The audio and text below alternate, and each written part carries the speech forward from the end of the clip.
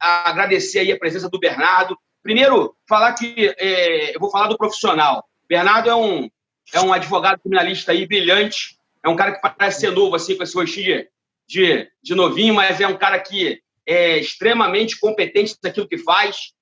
Quando eu preciso tirar algum tipo de dúvida, é para ele que eu me socorro, ele sabe bem disso. E eu acho que o currículo do Bernardo precede a ele. Mestre, doutor, professor da Emerge, professor do IBMEC. E, antes de mais nada, eu posso dizer também que um grande amigo. Talvez um dos maiores amigos que eu tive, que eu pude ter no mundo acadêmico, que o mundo acadêmico me trouxe. É um cara que eu tenho na mais alta honraria de ser amigo. É um irmãozão mesmo. É um cara que convive comigo, convive com a minha família, eu convivo com a família dele. Assim, infelizmente, às vezes as distâncias e o tempo é curto, mas a gente sabe que quando a amizade é verdadeira, ela não precisa que seja exposta em abraços e aperto de mãos. A gente sabe que quando a gente se encontra, realmente sempre é uma festa, sempre uma felicidade. E eu agradeço muito por ele ter aceito esse convite, por ele estar aqui. Realmente, é um cara que a gente pode sugar, a gente pode ter todo o carinho possível de conseguir fazer uma live, e eu só tenho a agradecer por ele permitir que eu esteja do outro lado da tela. Obrigado, Bernardo. Obrigado mesmo. Obrigado, Daniel, por ter aceitado a possibilidade do Bernardo estar aí com a gente também. Muito obrigado. Cara, quem sou eu para aceitar alguma coisa? Porque você aqui é quem manda. Inclusive, foi você que deu o nome para esse programa. Só estou esperando o Rafa conectar aqui. Rafa tá tentando? Ele está andando pela casa para tentar conectar, né? Casa grande, casa de rico é assim, né, cara? O cara sai andando. Esse aí esse é trabalhista rico também. Eu fico impressionado com meus amigos. Rafael Viete Novaes, ele chegou e ele não sabe que a gente já estava falando dele, mas ele já está lá na tela. Né? Não, ainda é possível. Ainda é possível. Aí eu vou começar a chorar aqui, que nem Marília Mendonça, live de Marília Mendonça. O Rafa aqui, Luiz Gustavo, Daniel, não é possível, cara. Vou abrir o microfone do Rafa, porque esse cara é muito especial, cara. Esse cara ele é fenomenal pela história dele e pelo que ele é. Rafa, bem-vindo aí. Vou deixar teu microfone aberto também, tá, irmão? Beijo. Obrigado, cara. Valeu. Eu quero saber se o Bernardo está fazendo alguma coisa nesse período. Nada, né, Bernardo? Ninguém faz porcaria nenhuma. Como não, cara? Todos os meus clientes resolveram pegar Covid, cara. Tá todo mundo em domiciliar. É verdade, né? É verdade. Até que você teve trabalho. Ô, Daniel. Pra casa. Daniel, pode falar. Vou fazer a colocação do Rafael aí. O Rafael, ele tá ficando atrasado. O cara treina comigo jiu-jitsu, o cara tá na faixa roxa, mas ele tá faltando muito. Tô quase pegando já. E aí, qual o detalhe? É complicado. O baixinho é bravo, sabia disso? Além de ser um ótimo professor, um ótimo profissional, o cara é bravo, hein? Ô, Rafa, o Luiz tem 1 grau na azul e tá querendo tirar essa marra com roxa, cara. Dá uma esfrega nele no próximo treino, pô. Pois é, vou botar ele. Não tomou nem um corredor polonês quando pegou essa faixa azul aí. Nem estava lá na hora. É amor à terceira idade que o Sensei tem lá, o mestre teve, então... Mas vamos lá. Luiz, vamos lá, Daniel. Vamos começar essa brincadeira aí, né? Fogo no parquinho. Bernardo, o que acontece?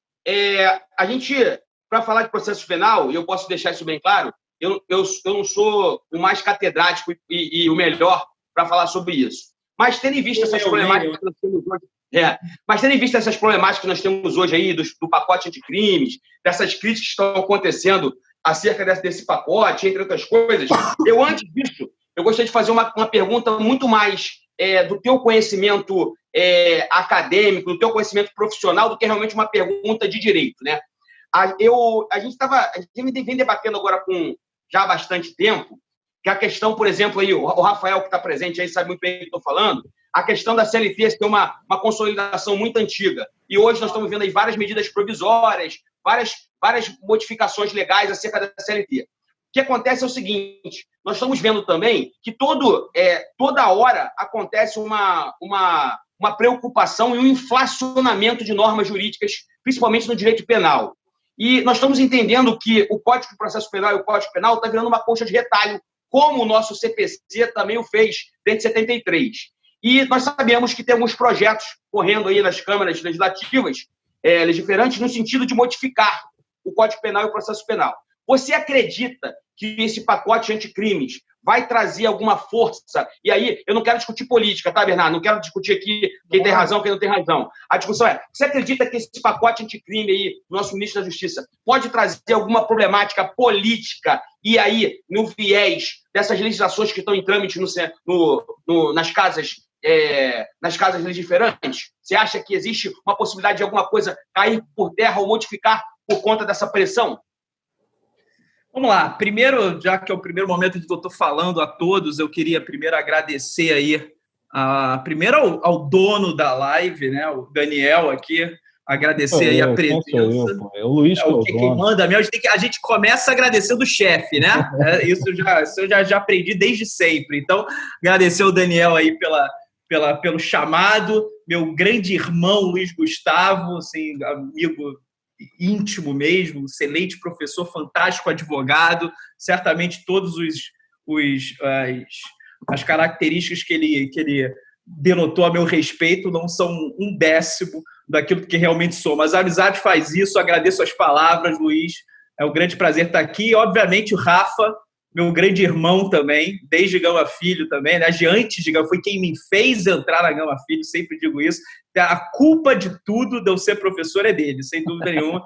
Então, advogado do mais alto gabarito trabalhista, né? Que era um advogado trabalhista mais chique que eu conheço, sem dúvida nenhuma, sem dúvida nenhuma. Tá acima de todos os societários, tudo. Você olha assim, esquece, é outra coisa. Nível Suits, entendeu? Coisa norte-americana, é outro nível, Mas, enfim, um grande prazer aí estar com todo mundo aqui, todos os presentes também. E vamos tentar falar um pouquinho aí dessas dúvidas que o Luiz trouxe. Eu acho que o processo penal, eu costumo falar o seguinte, óbvio, Rafa, que eu também não vou nem falar do processo do trabalho, eu vou falar do processo penal. Eu sempre costumo brincar, porque o meu mestrado e doutorado foi lá na UERJ em direito processual, né? Porque lá na UERJ não é dividido em processo penal, processo civil, não é direito processual. Então, obviamente, imensa maioria das matérias era dizia respeito a TGP, a processo civil, etc. Eu costumava brincar o seguinte, eu aqui no processo penal, quando eu estava lá estudando, né, no mestrado e doutorado, eu falava assim, isso aqui eu sou o primo pobre aqui, né, do direito processual. E a grande verdade é essa, que o processo penal ele é escanteado, né, no nosso ordenamento. O Luiz até falou assim, porque o nosso CPC de 73 virou colcha de retalhos. Pô, irmão, Luiz, você tá de brincadeira comigo. O teu CPC é de 73, o meu CPP é de 41, irmão. Entendeu? Então, se eu já teve o de 73, o do Buzaid, depois já tenho o de 2015 e o meu continua igual, entendeu? Aliás, igual não, que é um grande problema. É igual assim, porque é o mesmo CPP, né? Inspirado pelo Código de Rocco, né? Fascista da época. Então, quer dizer, uma coisa de maluco, né? Enfim, graças a Deus, já mudou muito desde então, mas fato é que, exatamente porque não houve nenhum momento, nenhuma votação, nenhuma aprovação de um código novo, né, e o código tende à sistemática, né, as reiteradas leis que se interpuseram aí desde 1941 fez com que o nosso Código de Processo Penal se tornasse uma colcha de retalhos incrível, né? Assim, teve uma lei muito importante em 1977 que alterou institutos relevantes com relação à liberdade provisória, foi uma das grandes mudanças que teve no CPP ao longo dos anos.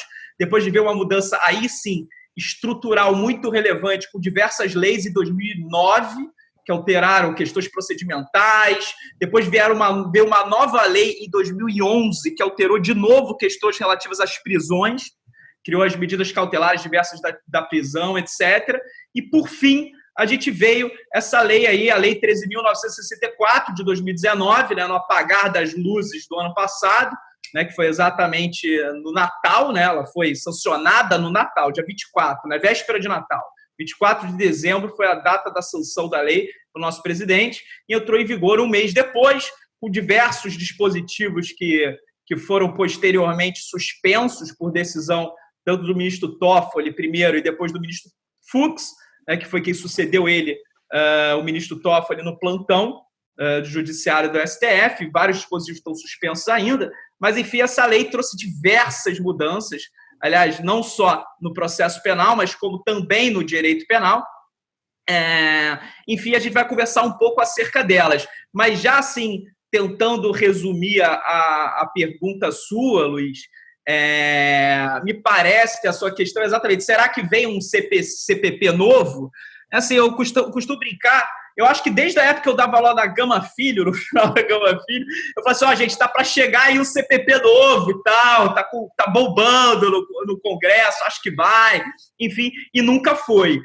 Eu acho, sinceramente, que depois dessas alterações, que foram gigantescas do pacote de crime, que mudou muita coisa na sistemática do processo penal brasileiro, eu acho que vai dar uma meia trava nos projetos que já estavam bem em andamento, assim, à vista de aprovação. E eu acho que, assim, a aprovação desse pacote de-crimes, que foi uma coisa meio assodada, né, sem dúvida nenhuma, mas me parece que foi um grande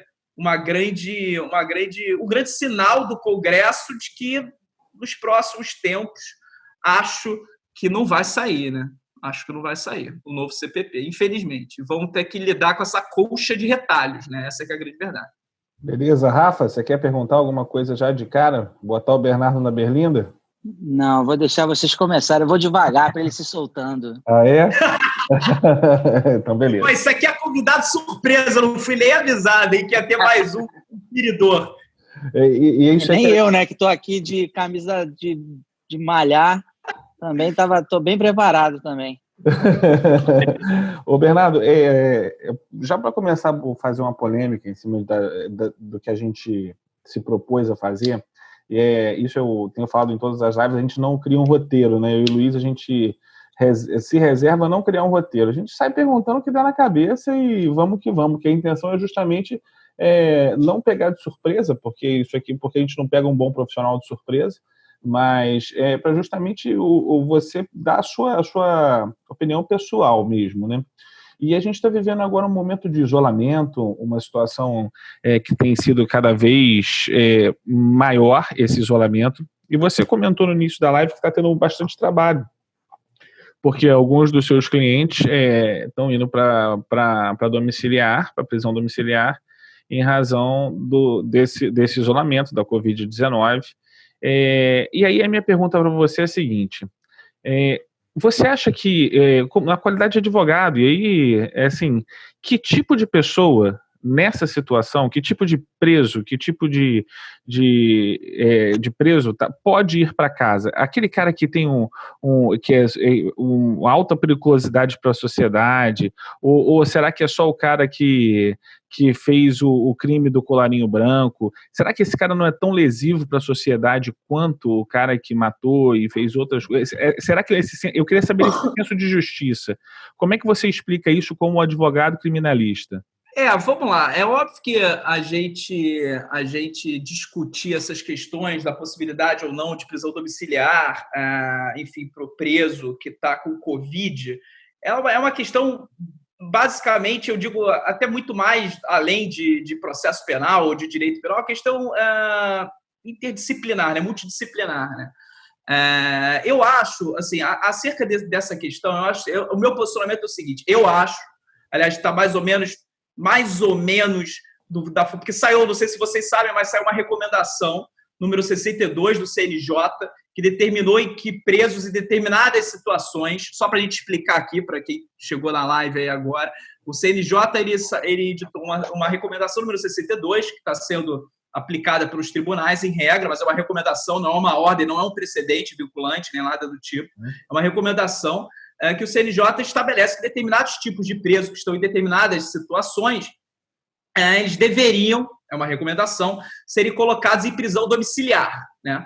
E várias, isso em regra, né? Porque tem várias recomendações específicas, presos que já estão perto de passarem do semiaberto para o aberto, teria autorização já para passar para o aberto, que o aberto, em regra, no nosso sistema, é com tornozeleira eletrônica, então, quer dizer, você não fica em estabelecimento prisional. Enfim, diversos dispositivos um pouco mais específicos, mas que o que importa é o global, é a ideia global da recomendação, que é muito simples, o que puder se evitar, o preso que se puder evitar que esteja dentro do estabelecimento prisional, vamos evitar. Em regra, essa é a ideia do CNJ. Eu acho que o CNJ vai naquela ideia do estado de coisa inconstitucional das nossas penitenciárias. Assim, não adianta a gente querer fechar o olho e fingir que as nossas penitenciárias são as melhores do mundo, que evidentemente não são. Então, quer dizer, é fato que vocês imaginem, na atual situação insuportável das nossas penitenciárias, com 3 vezes mais presos do que o necessário, sem a menor estrutura médica para atender a todos os presos. Vocês imaginem entrando um preso com Covid, nessa capacidade de transmissão do vírus que a gente sabe que acontece, tanto que nós estamos todos em isolamento, né? Então, vocês imaginem como isso é uma bomba dentro do sistema penitenciário. Então, eu acho assim, que, independentemente de a gente estabelecer regras ou não, minimamente objetivas, mas é óbvio que vai ter sempre subjetivismo do caso concreto, que tem que ser levado em consideração. Mas eu acho que o que deve, assim, como regra ser estabelecida pode-se colocar em domiciliar? Se pode-se, coloque-se. Então, quer dizer, óbvio, eu acho que a gente tem uma grande diferença entre a prisão, execução de pena, e a prisão provisória, cautelar, preventiva, né? Porque me parece que na preventiva, esse critério da colocação do domiciliar tem que ser levado ainda mais em consideração, porque a gente tem que levar em consideração que o réu ali ainda tem o princípio da presunção da inocência, ele pode ser inocente, ainda que preso preventivamente.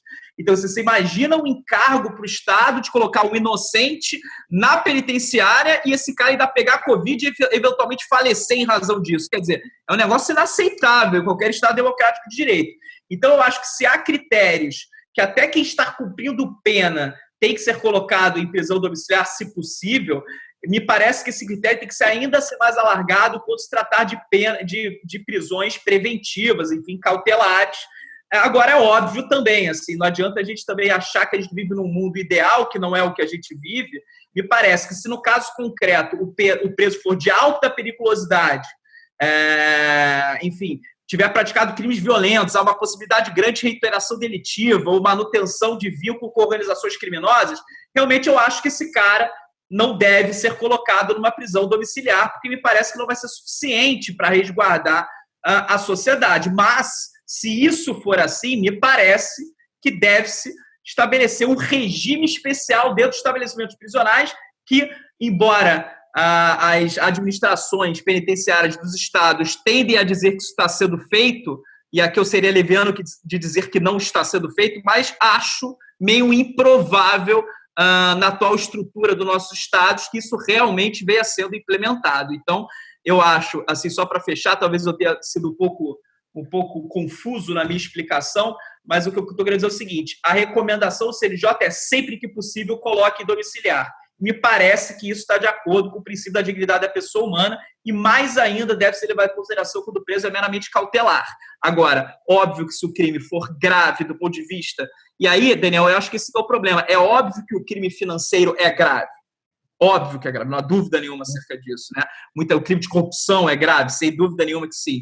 Mas me parece que, nesse momento, os presos que não devem ser colocados em domiciliar devem ser aqueles presos que colocam em perigo a sociedade, que a soltura dele coloca em perigo a sociedade. E me parece que nesses crimes, por mais graves que sejam, eles realmente não trazem perigo direto, imediato, em 15 dias, um preso de gestão fraudulenta de instituição financeira, me parece que ele não vai sair no meio da rua, enfim, pondo a sociedade em risco. Então, eu acho que nesse momento, por mais grave que seja o crime, o que me importa é a análise da periculosidade real daquele determinado preso no seio social. Eu acho que isso tem que ser levado em consideração também. Ô Luiz, como é que o cara responde o que você quer ouvir sem se comprometer com o cliente dele, né? Porque ele não quer se comprometer. Essa história do advogado, essa questão do advogado criminal ser totalmente garantista, isso me assusta um pouco. Mas vamos lá, tem problema. Vamos lá, tem problema, não tem problema não. Eu estou aí ligado. Bernardo, mas vamos, já que você falou de regime aí, deixa eu voltar um pouquinho no pacote de crimes. Há uma previsão lá da questão acerca da fixação da pena. Voltou, tem problema. Parece um pouco que essa fixação da pena lá está chocando aí. Tem um choque com o artigo 33 do Código Penal. Ou seja, a ideia de já se sair com a pena fixada desde o introito é um complicador. Ou seja, a materialização disso cria uma situação de talvez de insegurança jurídica, porque o STF já batia nessa questão da obrigatoriedade do regime fechado, em alguns casos, de ser preocupante. Você consegue me fazer algum apanhado acerca disso, dessa crítica que os advogados criminalistas estão fazendo da fixação da pena, já ser nascedouro, em alguns casos, já de regime fechado, sem ao menos se discutir essas questões subjetivas? Assim, o STF já estabeleceu por diversos julgados, os nossos tribunais superiores em regra, que o juiz, na hora de fixar um regime de pena diferente daquele estabelecido previamente no nosso Código Penal, porque o nosso Código Penal estabelece mais ou menos, só para vocês entenderem o seguinte, que de 1 a 4 anos a regra é aberta, de 4 a 8 a regra é semiaberta, acima de 8, se a pena for fixada, a regra é fechado. É isso que diz o nosso Código Penal. Então, assim, a regra que sempre foi adotada pelos nossos tribunais superiores é no sentido de que, se eventualmente nada impede, por exemplo, que o juiz condene alguém por determinado crime a, 3 anos de prisão, que em regra deveria ser aberto, nada impede que ele condene em 3 anos em regime inicialmente fechado, desde que ele fundamente. Então, quer dizer, o legislador tentar estabelecer como regra em abstrato início de cumprimento de pena é algo temerário. Por quê? Porque a gente tem o princípio constitucional da individualização da pena. A gente não pode nunca esquecer que a pena tem que levar em consideração o caso concreto. Ótimo.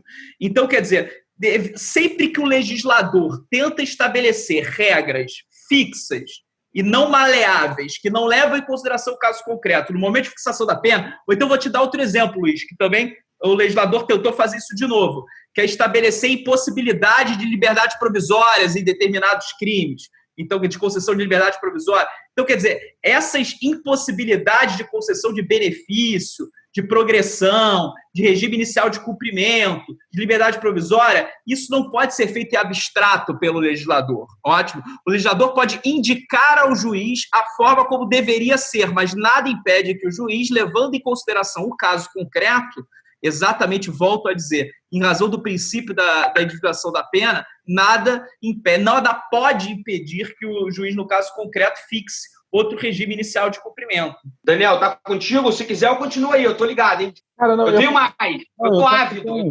Eu também tenho aqui, porque eu ia perguntar pro Bernardo, ainda com relação ao que ele falou da prisão cautelar, né, de você poder poupar, digamos, poupar, entre aspas, né, o preso de, então, ser recolhido ao estabelecimento prisional, se aplica-se, evidente, é a aplicação direta do que aconteceu com o Ciro Darlan hoje, no que diz respeito à prisão dele ter sido domiciliar.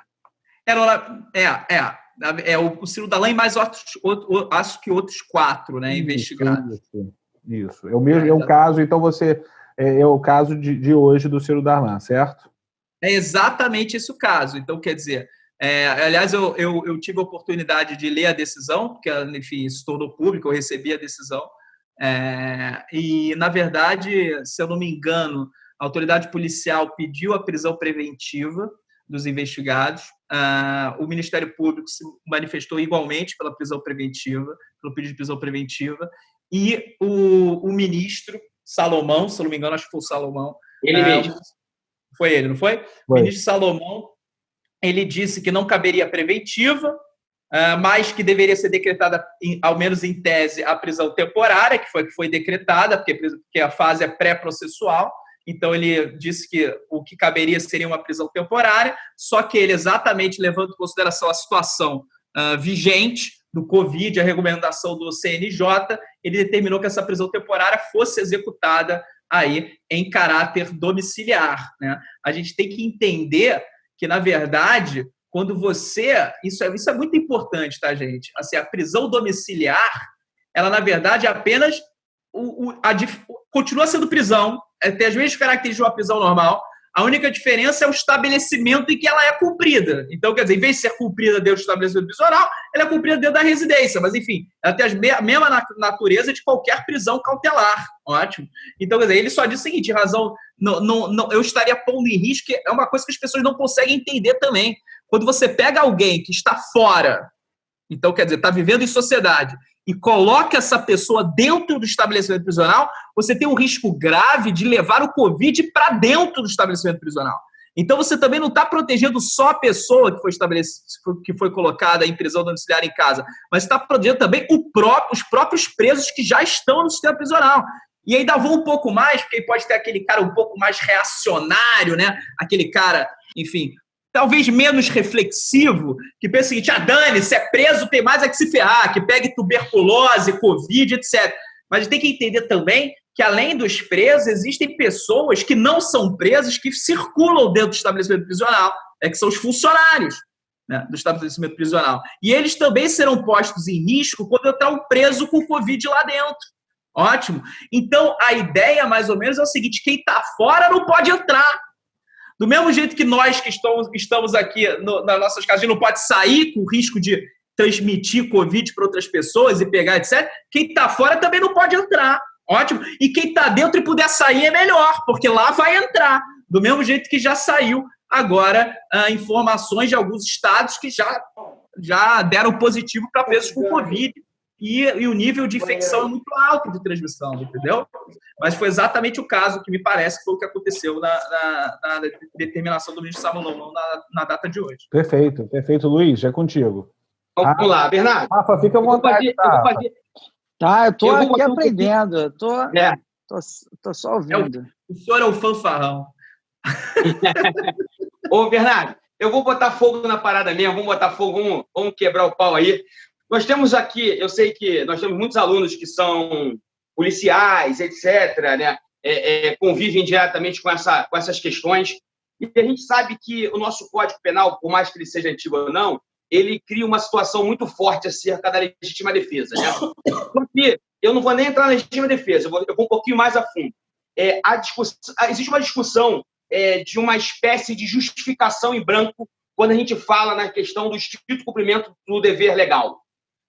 Você poderia tentar nos explicar se realmente os arquivamentos de inquéritos policiais, se realmente essa questão do estrito cumprimento do dever legal, ele cria uma situação de norma em branco, como se fosse algo assim que somente fosse jogado quando acontece determinado tipo de problema, determinado tipo de operação, ou somente aparece quando acontece essas preocupações acerca da sociedade, porque as pessoas confundem, né? E olha que eu não sou contra o policial militar, eu não sou contra o policial federal, pelo contrário, né? Eu sou muito a favor dessas operações, eu sou muito a favor realmente de que haja repressão, só que a gente tem um problema social muito grande no Brasil, né? Isso acaba atrapalhando. E aí eu queria que você me fizesse um apanhado aí, de forma assim, sintetizada, que eu sei que é muito longo, se você realmente acredita que seja uma justificação em branco o estrito cumprimento do dever legal.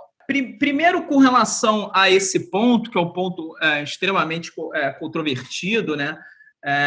Assim, a gente tem que já ressaltar que no projeto inicial do ministro Moro havia uma ideia de incluir exatamente dispositivos nesse sentido que reforçasse a possibilidade de excludente de ilicitude do policial quando ele estivesse em uma operação policial, né? Essas propostas legislativas de alteração que estavam, volto a dizer, no projeto inicial do ministro, não foram aprovadas pela Câmara, né, e não chegaram aí a serem alteradas pelo pacote anticrime. Mas, assim, me parece, eu acho que toda essa discussão é uma discussão um pouco estéril, eu vou ser bem sincero. Por quê?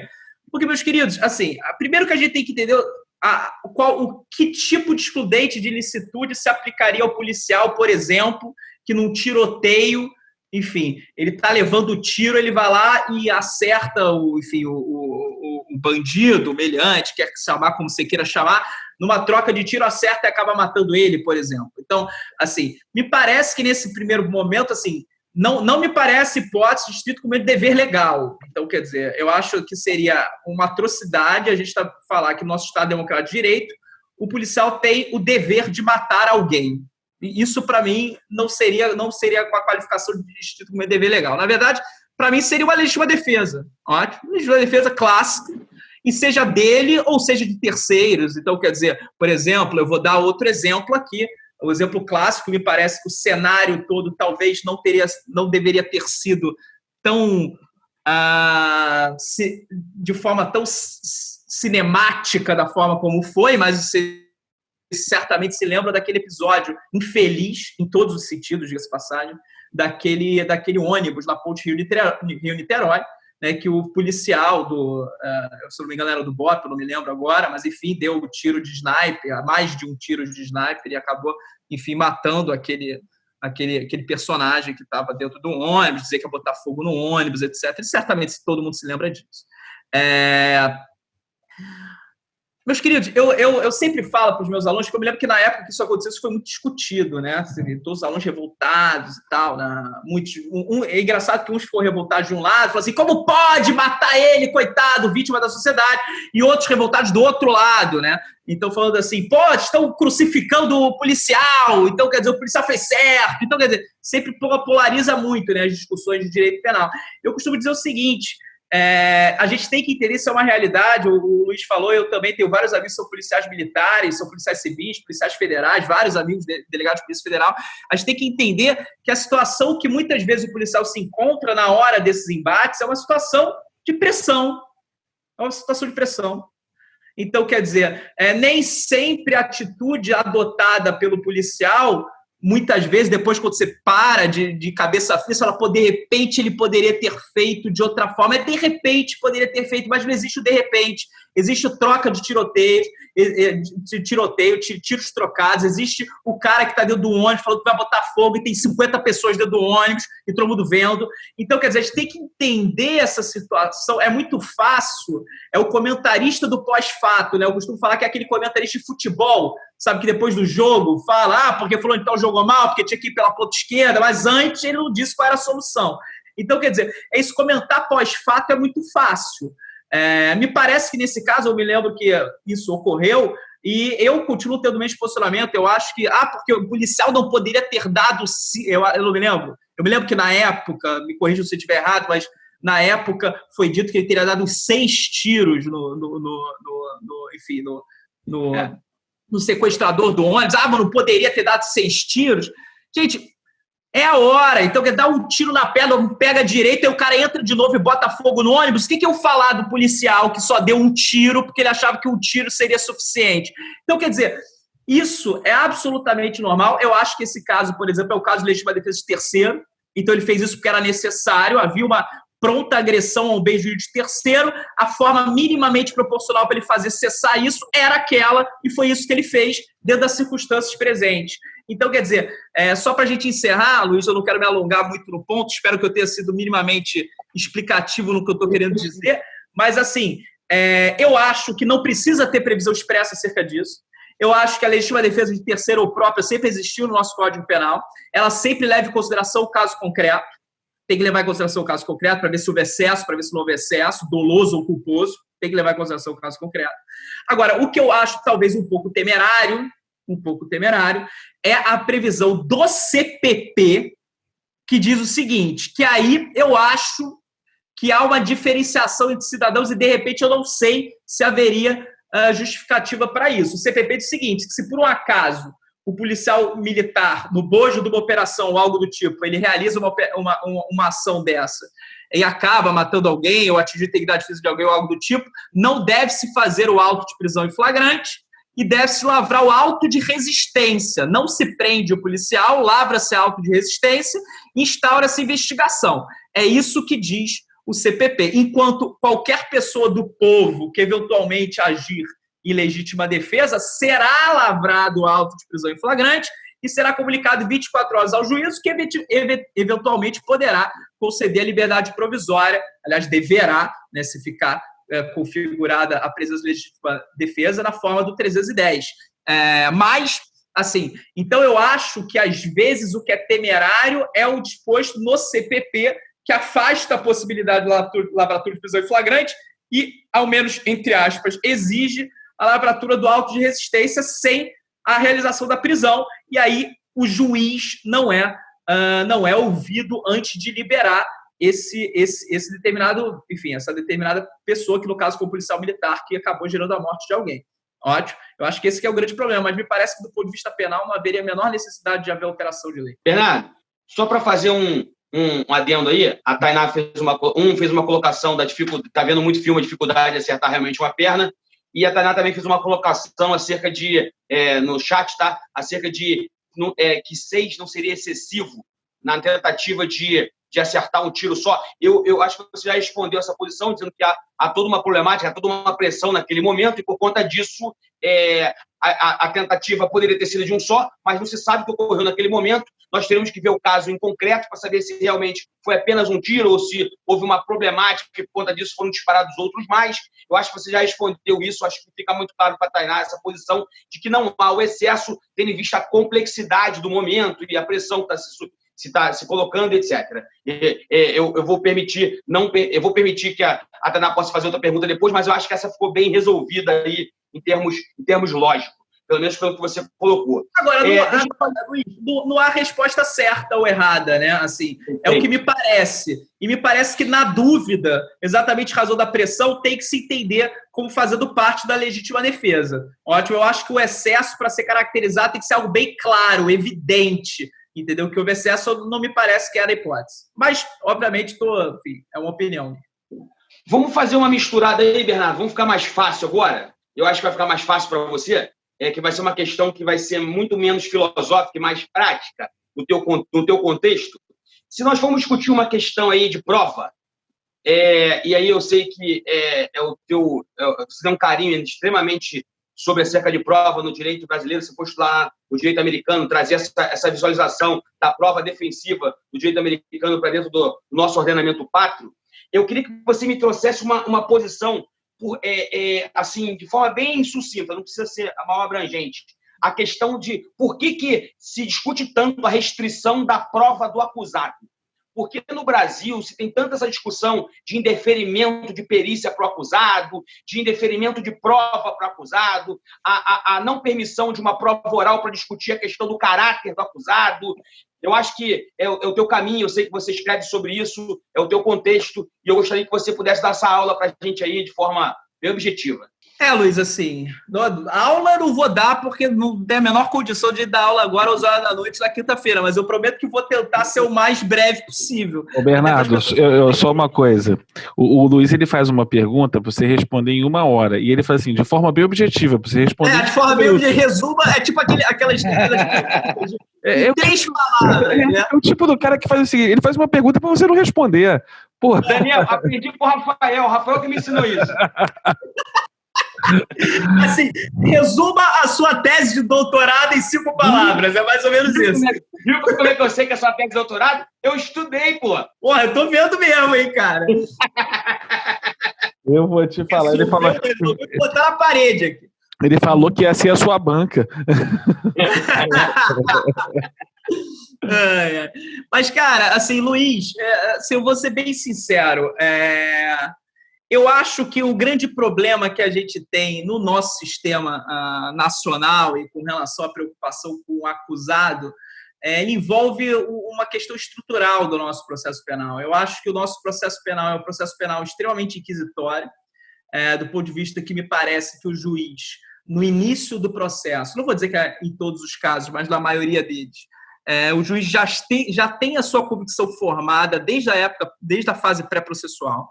Ótimo, a gente tem um problema estrutural no processo penal brasileiro que talvez será alterado aí com o pacote anticrimes, que é exatamente o fato do juiz responsável pelo julgamento ser o mesmo juiz responsável por decretações de prisões, decretações de busca e apreensão, decretações de interceptação telefônica. Então, quer dizer, aquele juiz que decretou todas essas medidas, que teve acesso ao pedido do Ministério Público, enfim, que está todo encalacrado, para ser bem claro, com aquela prova pré-processual de inquérito, que está vinculado a essas decisões, vai ser, ao menos em regra por hora, né? E eu vou explicar isso daqui a pouco, sempre foi assim, esse mesmo juiz era o juiz que julgava. Então, o que acontece? Me parece que na grande maioria dos casos, e essa é uma crítica que a gente tem que fazer ao nosso sistema, na grande maioria dos casos, o juiz já entra no processo, com o oferecimento da denúncia, ele já entra no processo com a convicção de que o cara é culpado. É óbvio. O cara decretou a prisão preventiva do malandro. É óbvio que ele acha que o cara é culpado. Isso é evidente. Assim, Bernardo, mas você tem que entender. E aí vem aqueles sofismas, né? Aquelas alegações meramente técnicas e que, pô, todo mundo sabe, ninguém é idiota.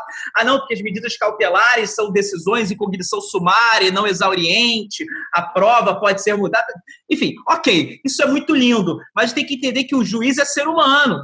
Então, quer dizer, ele já está vinculado àquela decisão anteriormente dada. Eu brinco sempre o seguinte, eu dou esse exemplo e eu quero saber se alguém pensaria no sentido contrário. Você é o juiz, você recebeu uma denúncia, decretou a prisão preventiva do cara e o cara está preso há 1 ano e meio no curso do processo. 1 ano e meio preso.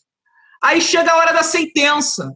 Aí você vai virar e falar o seguinte, não, porque não colheu-se prova suficiente para a condenação dele, desta forma absolvo e determino a revogação da prisão preventiva. Irmão, vou perguntar se você é maluco, porque você deixou o cara preso 1 ano e meio para chegar lá no final do processo e absolver ele. Né? O juiz não, mesmo que ele ache que tem que absolver, ele não vai absolver, porque ele tem até medo de depois tomar uma punição, porque realmente o negócio é meio absurdo, o cara deixou 1 ano e meio preso para depois absolver lá na frente. Então, quer dizer, o que eu estou querendo dizer é que o nosso sistema, como ele tem essa carga inquisitória muito grande, sempre teve, o juiz já meio que já entra no processo, não vou dizer que todos os casos, evidentemente, há exceções, existem magistrados fantásticos, não é isso que eu estou discutindo, estou falando da maioria, né? O maior problema do nosso sistema. O juiz entra no processo penal já com uma pré-concepção da culpa do acusado. Então, quando ele já tem essa pré-concepção e não está aberto à produção da prova da parte contrária, ele defere tudo. Essa aqui é a verdade. É aquele negócio, por que eu vou deixar você falar se eu já sei que você não tem razão? É mais ou menos isso. Você, não, mas eu tenho certeza que você é culpado, por que eu vou deixar você falar? Então, quer dizer, é óbvio que isso é um problema do nosso sistema, ainda mais que você leve em consideração que o nosso sistema, ao menos em regra, tem que ser pautado pela ampla defesa, né? E um dos corolários da ampla defesa é exatamente o direito à prova. Enfim, então, quer dizer, é evidente que isso é um problema do nosso sistema, mas existe. Então, quer dizer, assim, resumindo muito, Luiz Gustavo, me parece que essa reiteração do indeferimento de prova defensiva é algo mais psicológico do juiz, que não leva em consideração a técnica, é evidente, mas leva em consideração a pré-concepção dele acerca do fato, né? E me parece que o pacote anticrimes, quando ele veio, e aí aqui é um tema extremamente importante, que não vai dar para a gente falar nem um milésimo do tema, mas me parece que o pacote anticrime, quando veio e criou a figura do juiz das garantias, né? Então, quer dizer que é aquele juiz que vai ficar responsável única e exclusivamente pela fase do inquérito. E aí, depois de oferecida a denúncia recebida, troca-se o juiz. Não é mais o mesmo juiz da fase de inquérito. Então, o juiz das garantias, é para garantir exatamente o direito do investigado. Então, ele vai ficar lá na fase pré-processual para garantir o direito do investigado.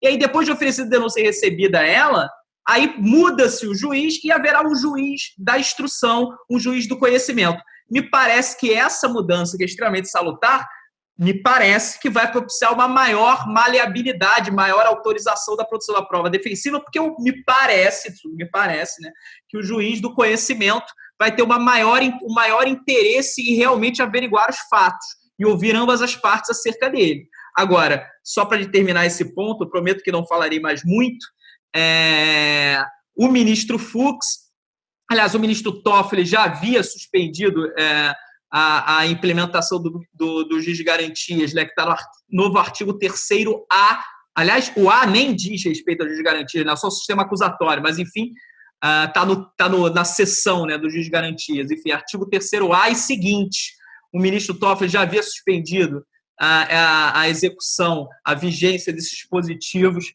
por 180 dias, se eu não me engano, e depois o ministro Fux, em decisão posterior no recesso ainda, e ele é o relator, aliás, o ministro Fux é o relator de todas as ações diretas de constitucionalidade, ele suspendeu, enfim, sem prazo, esses dispositivos. Então, por hora, o juiz de garantias só serve para a gente discutir aqui, porque ele ainda não é implementado, e não será implementado tão cedo, né? Ainda mais depois desse Covid, não sei quando que o plenário do STF vai se manifestar acerca da questão.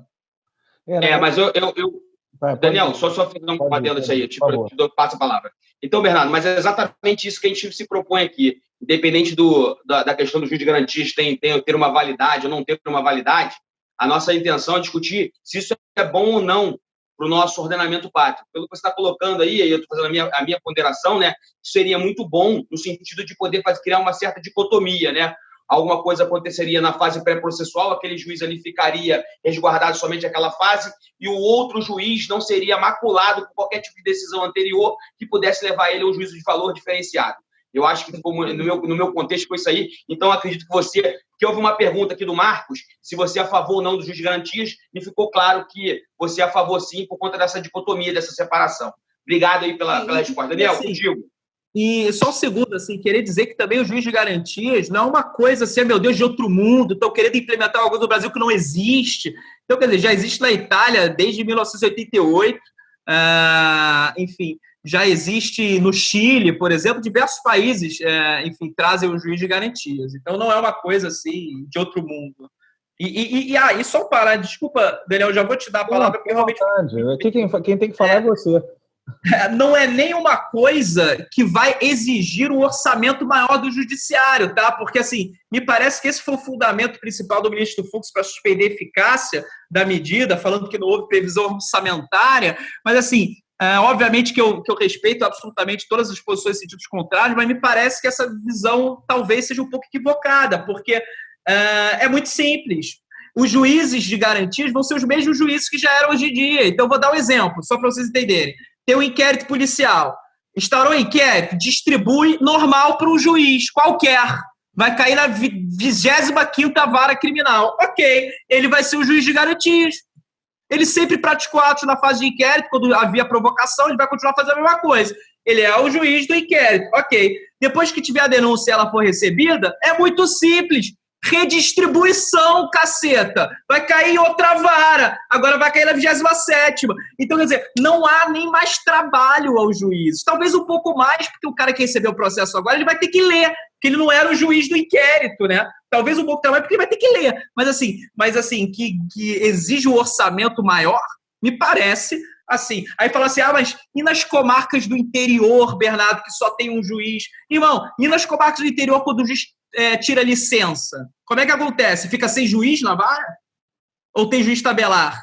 Então, irmão, vai ter que ter uma tabelinha com outro juiz, provavelmente de uma comarca contígua. Então, assim, me parece que essa justificativa do orçamento, aliás, eu juro que eu vou parar agora. Me parece que a justificativa do orçamento, ela se aplica, sabe a quê? A dificuldade de progressão de regime, ao aumento da pena máxima de 30 para 40 anos, porque isso sim vai ter uma consequência direta no orçamento dos estados, porque são eles que pagam as penitenciárias. E houve previsão orçamentária para isso? Não houve. E está vigente esse dispositivo que dificulta a progressão de regime em diversos crimes e aumenta a pena máxima de 30 para 40? Está vigente. Então, assim, estranho. Brilhante. Obrigado. Tem comentários, né, cara? O Bernardo, você falou, a gente está falando muito em provas, num estado extremamente punitivo, muito preocupado com a punição, muito preocupado. E a gente conhece bem o país que a gente vive, né? Assim, me desculpem os moralistas aqui, mas do falso moralismo por completo, né? A gente aqui fala-se muito de moral, de fazer o certo, mas quase que na sua totalidade o brasileiro tem por experiência querer ser mais esperto do que os outros, e isso aqui a gente está numa sala com bastante gente aqui ouvindo, estudantes de direito, estudantes que eu falo porque mesmo formados a gente continua estudando, né? E você aí já de acordo com essa questão da punição, eu queria que você falasse um pouco sobre essa ideia da sociedade dentro do direito penal. O que tem que mudar? É a cabeça do juiz? É o código? O que você, como advogado criminalista, vê que é necessário para que tenha, de fato, uma mudança? Porque, senão, a gente vai continuar correndo atrás, vai ficar igual o cachorro correndo atrás do rabo, né? Vai entrar de novo num ciclo vicioso e a gente nunca vai para um ciclo virtuoso. Queria que você falasse um pouco sobre isso. Cara, assim, eu vou ser bem sincero, óbvio que também eu deixo bem claro, porque também a minha especialização é direito processual, né? Assim, eu meu mestrado, doutorado de direito processual penal, não é o direito penal material, propriamente dito, assim. Então, quer dizer, eu vou até fugir aqui de questões de criminologia, porque acho que não sou tão capacitado para discorrer de forma séria acerca disso. Aliás, recebi um texto, recebi um vídeo, parênteses, gente, tem que fazer uma palhaçada, senão, né, a gente não consegue continuar. Eu recebi um vídeo do Enéas, fantástico. Vocês viram esse vídeo? Assim, hoje em dia todo mundo tem opinião sobre sim, tudo. Sim. Eu sei ou não sei. Meu nome é Enéas, eu não tenho opinião. Então, quer dizer, é mais ou menos isso. Ou eu sei ou eu não sei. Eu não tenho opinião sobre tudo, entendeu? Porque hoje em dia todo mundo tem opinião sobre tudo. Então, quer dizer, não que eu não tenha opinião, obviamente que eu estudo bastante criminologia, mas eu não me sinto confortável para discutir muito essa matéria, porque depois vai vir um pós-doutor aí em criminologia e vai me dar uma pancada. Então, mas de qualquer forma, me parece uma coisa evidente, isso me parece claro, que o problema do Brasil, enfim, do sistema criminal brasileiro, é um problema estrutural do Brasil como um todo, né? Assim, eu acho que o grande problema do nosso processo penal, e aqui eu trago o processo penal, ou mesmo do direito penal, é a gente tentar querer resolver todos os problemas do Brasil através do direito penal. A gente tem que entender o seguinte, que o direito penal e o processo penal como instrumento, né, para aplicação do direito penal, a sua característica instrumental, evidentemente, assim, o direito penal ele serve para corrigir eventuais desvios. Então, quer dizer, eu tenho uma sociedade que está reto, tem eventuais desvios, eu utilizo o direito penal para corrigir esses desvios, e o processo penal como instrumento para tentar aí corrigir esse desvio da melhor forma possível. Agora, numa sociedade que é desviada por natureza, o judiciário não pode ser a solução para todos os problemas. Esse é o problema. O problema é que a gente está exigindo muito do judiciário. A gente está exigindo que o judiciário acabe com a criminalidade do Brasil. Não vai acabar. Não vai ser o judiciário que vai acabar com a criminalidade, não vai ser a autoridade policial que vai acabar, o Ministério Público. O problema não são os desgraçados dos advogados criminalistas. Então, quer dizer, o problema não é o judiciário, o problema não é o direito penal, o problema não é o processo penal. Óbvio que tem problemas, senão a gente não estudava essa porcaria também, né, para a gente tentar melhorar, evidente. Mas se não dá para jogar todas as suas fichas nos índices alarmantes de criminalidade do Brasil, na solução do juiz. Não é o juiz que tem que resolver isso. Assim. Então, me parece que o problema brasileiro, o problema social brasileiro é muito mais profundo que isso. E que acaba gerando esses índices altos de criminalidade. Bernardo, você está falando aqui que o criminoso é o coitadinho. Cara, não é isso. Aliás, quem me conhece sabe que eu sou longe de ficar, enfim, nessa ideia da co-culpabilidade social do criminoso. Eu não advogo por essa ideia, eu não sou assim, eu não acho isso. Mas a gente tem que entender, e isso é importante para a gente ver, para a gente começar a refletir acerca do que a gente espera do nosso judiciário, é que o judiciário é algo paliativo. Não é ele que vai resolver o problema da criminalidade. Esquece. Se a gente continuar colocando todas as nossas fichas, nossas esperanças no judiciário para resolver o problema da criminalidade, continuaremos com índices altíssimos de criminalidade, continuamos até hoje. A solução é muito simples, como nós sabemos, mas que é muito mais menos fácil de ser aplicada politicamente, que é o quê? Melhorar circunstâncias de base, né? Educação, habitação, alimentação, é isso, é simplesmente isso, diminuir a desigualdade social, só assim que os índices de criminalidade vão diminuir. E quando a gente continuar apostando no judiciário, a única coisa que vai acontecer é que nós, que vivemos de dar aula, talvez ganhemos mais dinheiro, porque a gente pode até tentar dar uma solução, mas no final das contas a gente não vai conseguir resolver o problema do Brasil. A verdade, assim, aproveitando fazer um comentário, é que, seguindo essa linha, né, eu também concordo plenamente, acho que o problema do Brasil vem da base, ele não adianta você querer construir cadeia, dar tiro de sniper, nada disso vai resolver o problema, e acho, sim, que a educação, o trabalho, e aí vem um outro ponto, né, que agora é um ponto que está sendo bem discutido, puxando a sardinha para o meu lado, e aproveitando para dizer o seguinte, o problema do direito penal vai ser resolvido pelo direito do trabalho. Olha só, Bernardo, o que você acha disso? Eu não sei o Rafa, eu não sei o que é pior, cara. Esse merece uma live sozinha, né? Assim, até porque eu sou um advogado trabalhista bem controvertido até com relação a essa questão dessas defesas, né, intocáveis do direito do trabalho. Eu realmente não acredito muito nelas. Mas eu acho, agora falando sério, assim, voltando à questão, eu acho que o problema criminal brasileiro, ele não vem do direito penal, nem vem dos advogados criminalistas. Ele vem disso, vem de educação, vem de problemas sociais, e não é que o cara seja um pobre coitado, não é isso. Ele tem, se você for ver a minoria, né, apesar de todos os problemas sociais, é a minoria que vai para o crime. Mas o fato é que, de fato, há pouca oportunidade para muita gente, e algumas acabam que não conseguem, né, se perdem no meio desse caminho, e eu acho que a gente tem um problema muito mais complexo na mão para resolver do que simplesmente achar que o judiciário resolverá tudo e a prisão vai terminar o serviço, né? Então, só um comentário, só para também não dizer que eu não disse nada. Daniel, já para começar aí, eu acho que já vou entrar aqui, desculpa aí, eu acho que tem que fazer uma live com o Rafael, tem que convidar logo ele para ele sair dessa... Eu venho também. O Rafael está em cima do muro, cara, porque já teve uma live, hein, Rafael? Nós já tivemos uma live trabalhista e nós discutimos essa questão aí dentro da questão de contratos de trabalho, da Covid, etc. e tal. Eu queria trazer você aí, eu acho que o Daniel também abriria essa porta aí, que você é o máximo também, acho que os nossos alunos gostariam de te conhecer também. Já fica aqui nosso convite, vou falar contigo no particular depois, se você se disponibiliza, passar com a gente aí para a gente bater um papo.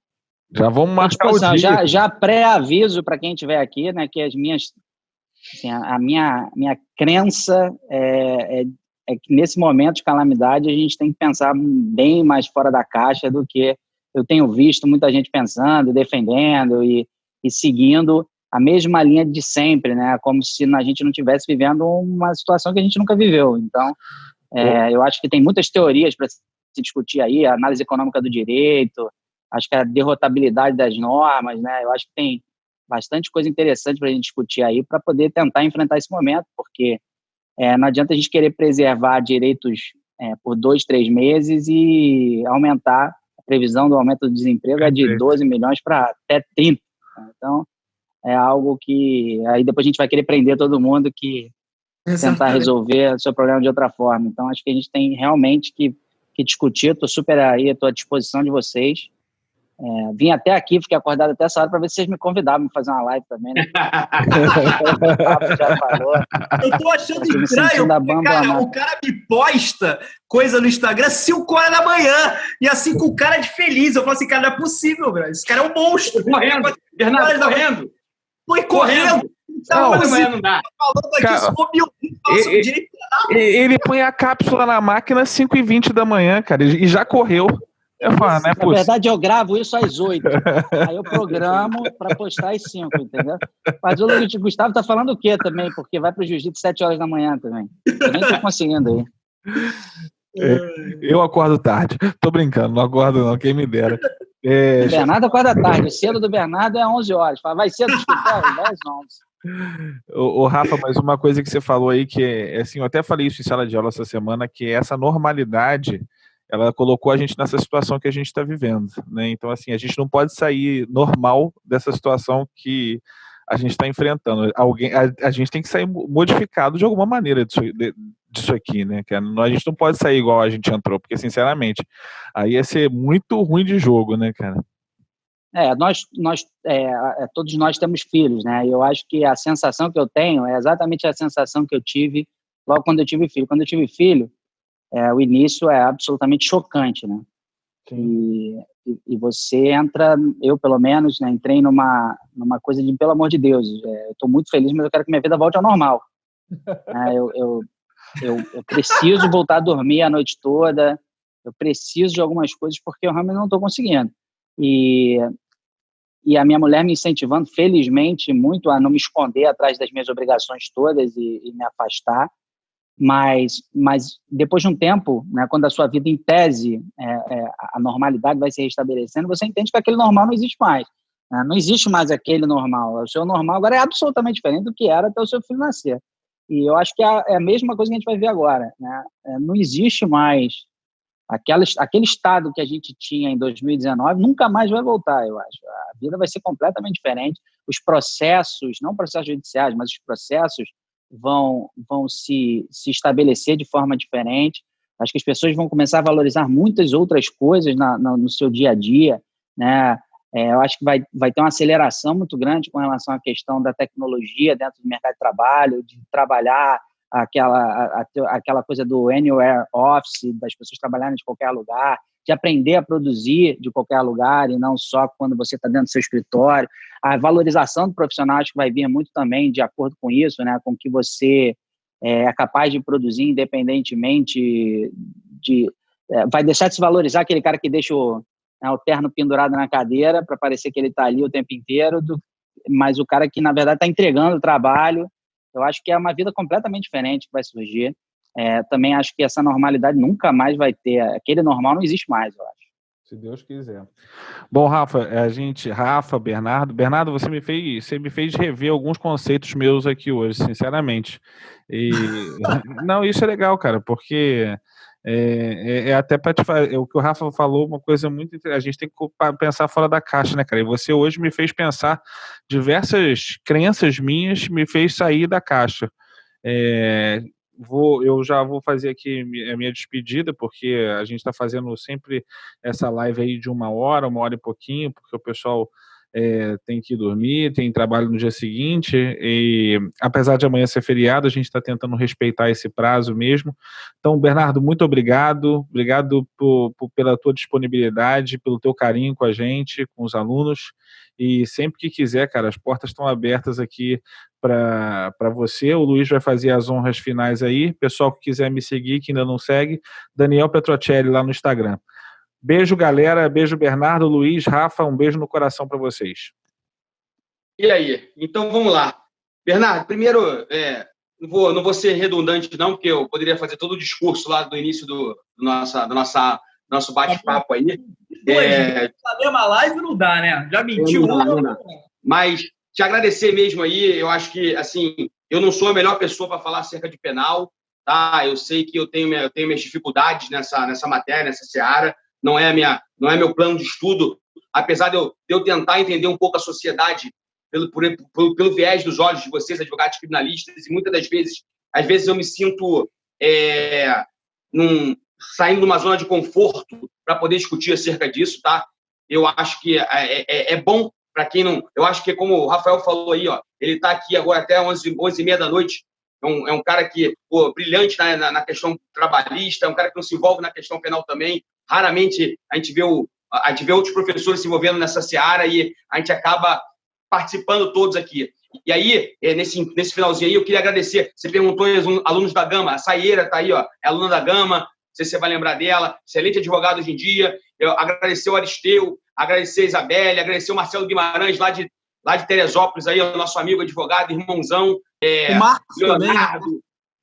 Aos amigos, ao Rodrigo, a Tainá, ao pessoal que está sempre nas lives aí. Queria mandar um beijo para a Júlia. Júlia, eu sei que você está aí. Já tive o prazer de te ver na sala aí, nesse bate-papo. Apesar da câmera estar desligada, eu sei que você está com um bebezinho, mas eu sei que você está presente aí. Já tive a oportunidade de te olhar. A Simone da Gama também. Ou seja, pessoal da Suesc, o pessoal aí da São José. Isso aqui virou uma questão de um discurso democrático mesmo, de uma parte...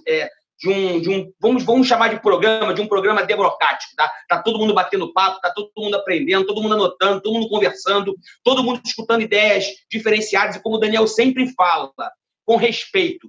A gente aqui escuta vocês falando e a gente pode até pensar de forma diferente, mas ninguém aqui sobe o tom, ou se perde, ou faz uma crítica exagerada. Pelo contrário. Então, eu só tenho a agradecer a todo mundo que está presente. Muito obrigado a todos que desprenderam um pouquinho do dia para aprender um pouco, como eu aprendi também.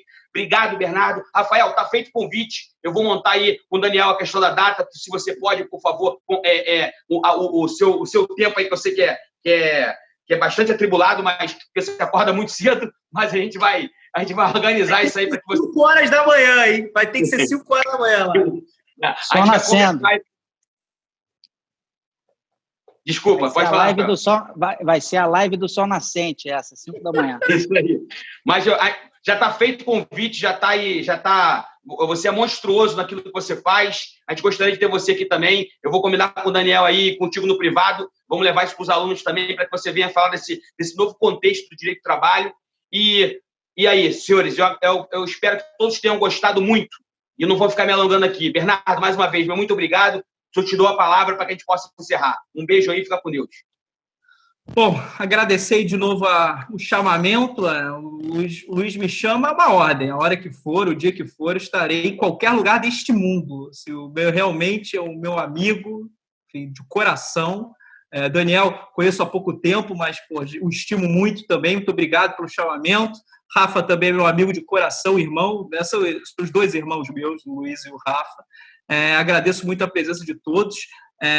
Espero que tenha contribuído aí para tirar algumas dúvidas com relação ao pacote de crimes. Vou fazer um pouco o meu jabá aqui. Luiz, eu tenho meu Instagram lá, BEBraga, vou botar aqui no chat.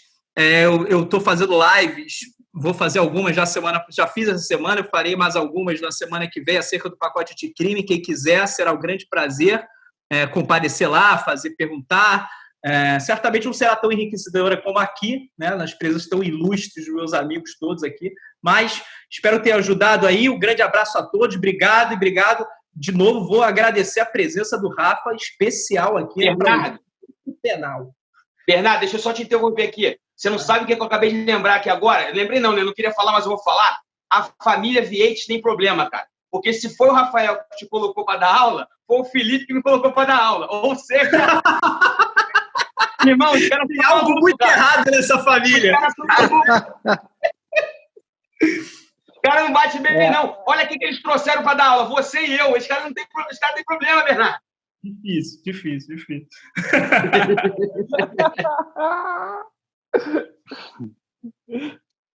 Eu queria também aproveitar para falar para você, Daniel, Luiz, parabenizar pela iniciativa. Está muito legal o que vocês estão fazendo. Acho que, eu não sei se vocês já faziam isso antes agora do isolamento, mas isolamento mesmo. Então, tá aí uma das grandes coisas que essa situação traz, essa reinvenção. Acho que vocês devem continuar com isso, independentemente do distanciamento social, porque realmente é uma iniciativa muito legal, a coisa está andando muito bem. Eu vi que vocês já fizeram outras, eu tenho acompanhado, fizeram com o Pablo, e eu acho que é isso, acho que tem que continuar. Eu já estou, evidentemente, à disposição.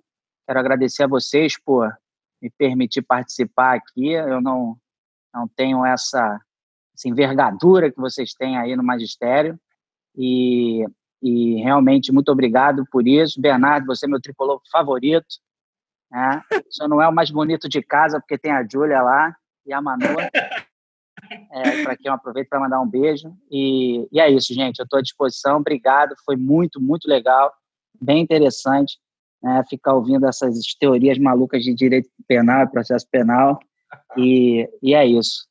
Tá bom, gente? Obrigado mais uma vez. Valeu, obrigado, Rafa. Obrigado, Bernardo. Obrigado, Dani. Obrigado a todos aí. Beijo.